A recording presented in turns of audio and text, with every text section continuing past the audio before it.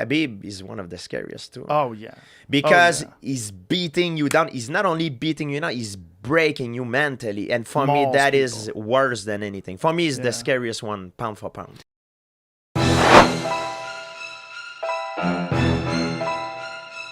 Like, it's just because when you're ranked number one, it's just different when you're champ. Absolutely. You know how you know Mike. There's traps. Yeah, man. but you know this guy is definitely just gonna stay hungry because he learned from the first fight with the champ. Yep, Steve. Right, Absolutely. You learn from the first fight. You know you are human. You can be beat. You know, you came to that reality before, you know, you thought you couldn't be beaten. You got beat by this guy. So that makes you even a better fighter. It should make you a better fighter. Should make you rise to the occasion because you should know there's guys out there hungry just like you now. Guys who are afraid of you when you were a contender, but now you're champion, they're not afraid of you no more. They want to eat you alive. Isn't that something? Yeah. Everybody's afraid of you when you're the contender, but when you're the champion, that switch changed. They have to eat. Because you have the belt. Yeah. When you're the contender, you get nothing for them. Yeah, but when you got the nothing bag, some mean but when you're people, the champ, that develop mean, hungry people, baby. Yeah. And you look at who could potentially be next. Obviously, the main narrative is John Jones, which as a fan is the #1 blockbuster fight the UFC can make. But the only hiccup with that is John wants to receive compensation to fight a monster in you. Well, he should. He should. Agreed. I mean, nothing wrong with that. Everybody in this position would like to have a compensation. I mean, basically, a guy like Jones has been around for very long and been doing this sport and this company grow. So, yeah, I think there's nothing wrong about that. But once again, I don't know what the deal is. Yeah, me you neither. know. So I would like that fight to happen. Is that the #1 fight? If they gave you a list and it's John That Jones, would definitely be the #1 Derek fight. Lewis, or John really Jones. it's gone, right? Like John Jones. Gone? It's John Jones. John Jones, definitely.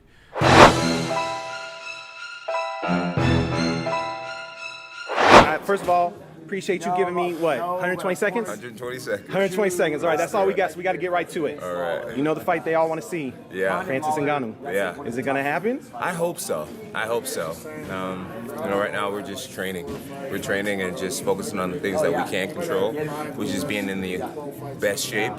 And I think just me getting in shape sells the fight even more so. You know, people want to see two titans, you know, and Francis is already a titan, and I'm trying to become a titan, you know. So Wait a minute. I want to look like a titan. Okay, that's different. I want to be the same size as this guy, if not bigger, when we get out there. Wow. So yeah, I got a lot of work to do. Hopefully the fight happens. You know, we just gotta stay focused, stay training, and see what the UFC is gonna do on their part. How confident do you feel you guys will be able to get close as far as the money's concerned? I think it's gonna happen. I think the UFC eventually will do the right thing. I think this is one of the greatest fights of our generation, and it'd be really sad if it weren't to happen. And I believe that it will. It'd be a real tragedy, and it'll happen. All in good time. We're patient, and like I said, just doing what we can do to control what we can control, and doing our part. It's the biggest fight in the UFC, absolutely. If for some reason that does not happen, is there a backup plan for you, or is it heavyweight or bust? No, there's no backup plan. You know, whether I'm fighting Francis for the title, whether I'm fighting Derek Lewis for the title, whether I'm Francis, you know, third, fourth title defense, it won't really matter to me. My goal is to be the heavyweight champion, and the opponent really won't matter. The month won't matter. We're just getting ready. We're just getting ready, and we believe like good will prevail. I think I'm at 115 seconds right now. Yeah, you passed. Am I over? Oh, you way passed. My bad. Okay, one last question. Do you feel different training bigger, heavier, or is it about the same? It feels awesome, man. It feels awesome to train heavy.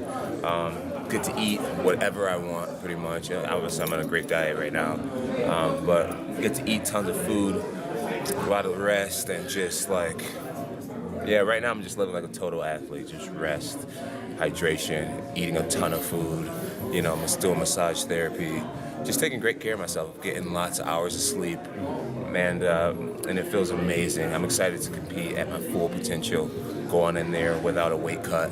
You know, I have two brothers that are that are really big boys. I feel like this is the guy that I was supposed to be the whole time. Wow. My wife says I look better, my face looks better, you know. I feel like this is where I was supposed to be. That's always up. Champ, I appreciate the time. Thanks. Thank you for letting me add you to my resume of interviews. Hey, I it's a definitely pleasure. appreciate it. And Yeah. I'm going to be hoping and praying we get this fight, man. It's the biggest fight in the UFC, and I don't want to see any other fight but that. Thanks. Yeah, it's a true pleasure to interview with you. I have not done an interview in a long time, but man, your character and your presence, you seem like a great person. So it's my pleasure to work with you. I appreciate that, champ. Thank Yeah, you. Anything yeah. else you want to say to the fans before I let you go? Love you guys. Love all you guys, man.